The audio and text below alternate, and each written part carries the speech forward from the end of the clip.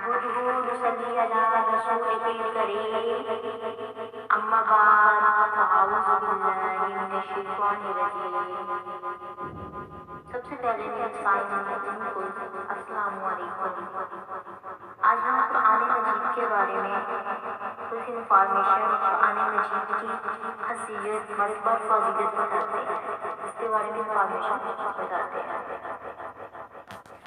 تو قرآن مجید آج سے 1400 سال پہلے سرزمین عرب میں ایک انسان نے 40 برس کی عمر میں مکہ میں یہ دعویٰ کیا کہ میں دنیا میں اللہ کے نمائندے کی حیثیت سے بھیجا گیا ہوں.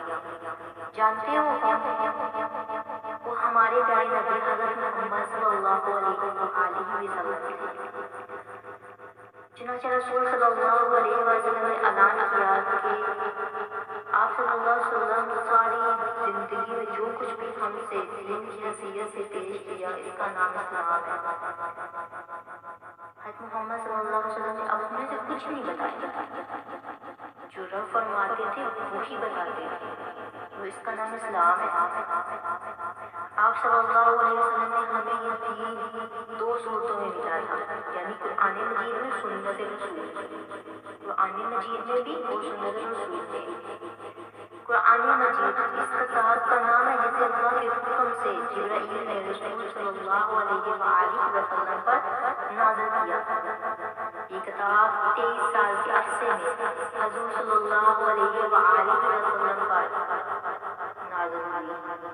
یہ کتاب دین اسلام کی پابندی پر ہے، جس میں کوئی رد و عمل اور کمی بیشی ناممکن ہے.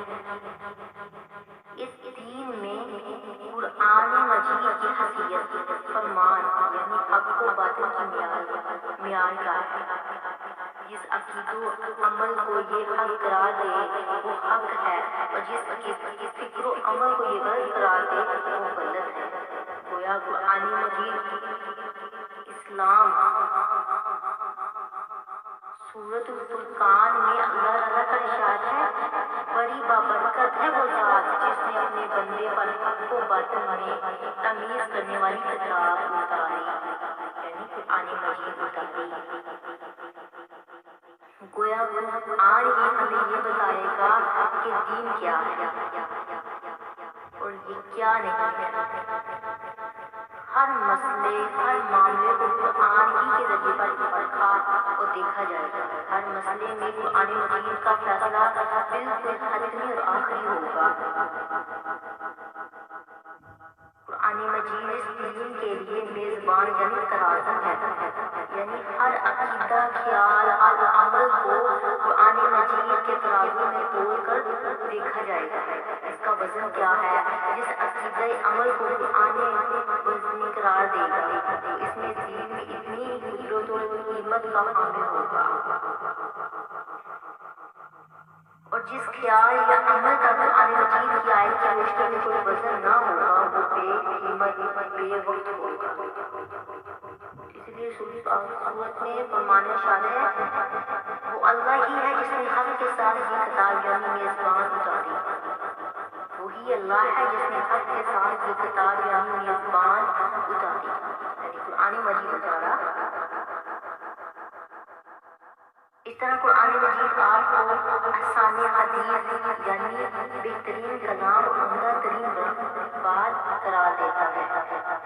یعنی قرآن مجید عرفان بھی ہے، یعنی مضبوط ہے، روشن ہے، ہر حال میں سچی دلیل ہے.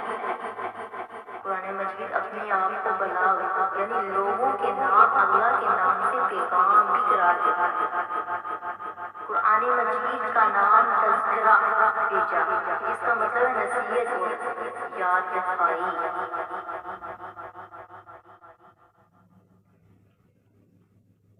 دہائی. قرآن مجید نے اپنے آپ کو حق قرار دیا، یعنی ایسی بات جو ثابت قائم اٹل ہے اور اٹل ہونے والی ہے.